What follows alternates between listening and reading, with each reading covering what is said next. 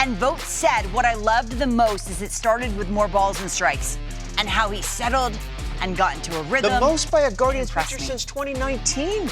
Yeah, I believe he took the mound for the ninth with 113 pitches. It was beautiful.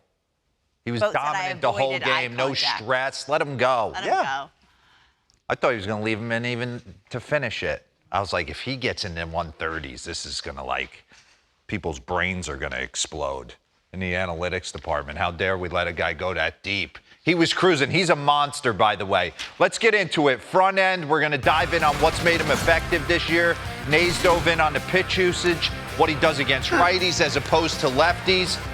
Okay, the Guardians are known for drafting college arms a little bit later in the draft, that fourth through seventh round, and turning them into monsters. Shane Bieber, Tanner Bybee. This was a guy that they took first round in 21, the 23rd overall pick out of East Carolina.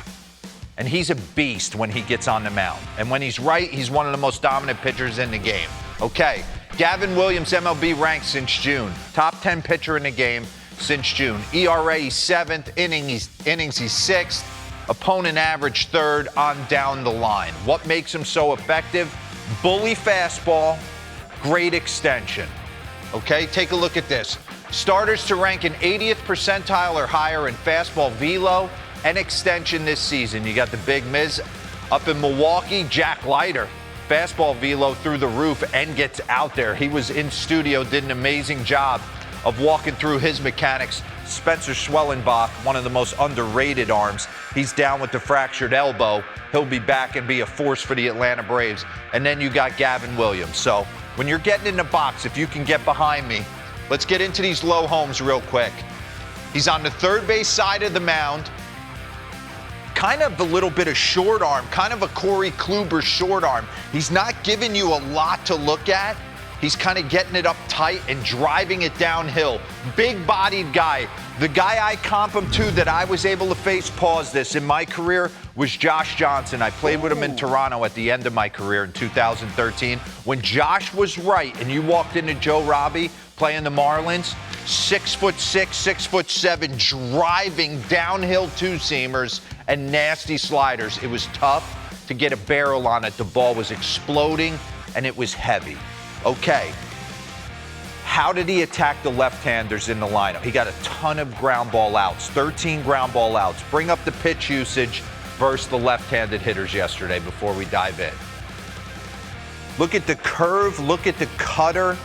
He's starting to kind of make a concerted effort his last couple of starts to incorporate a sinker to the righties and a cutter to the lefties. You see it right here, 9.7% of the time through May in his starts. Since June, almost 20% of the time. He's also upped the curveball and he's dumbed down the four-seam usage. So let's look at it at bat against Lindor, because you wouldn't think a cutter's necessarily a great pitch backdoor to a good lefty hitter, but there it is, just showing it in a 1-1 count, and then breaking ball gets him to roll over. And he incorporated the cutter to the lefties a couple of times throughout the day to steal pitches right there. Fastball away, breaking ball away, 2-1. Little cutter right there. Gets a little rollover, easy, soft contact, minimize pitches, be more efficient. Here he is against Jeff McNeil. Little cutter down, ground out in a 3-1 count. I know you're in swing mode, Jeff McNeil. You want to be great.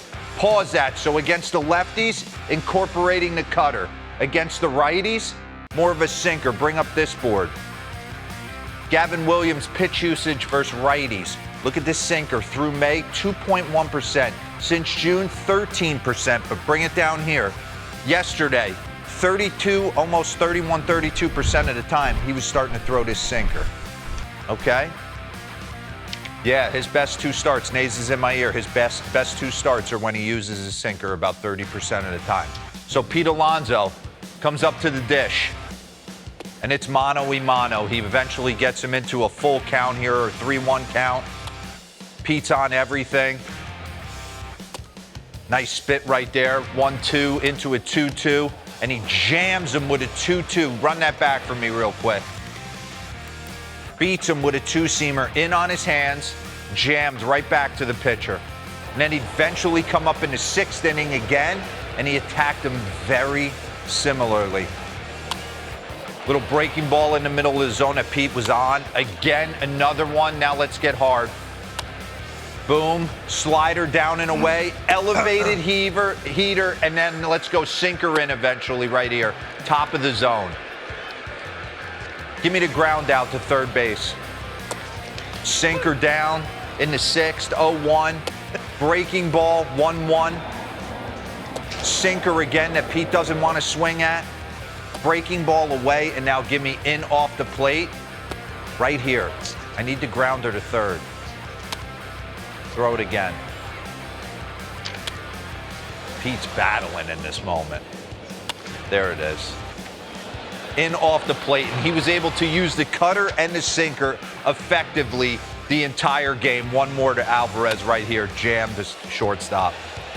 Arias makes the play. So just an overall great job by Gavin Williams. I wish he would have been able to complete the no-hitter. Yeah. Juan Soto clips him in the 9th, but I heard you coughing too.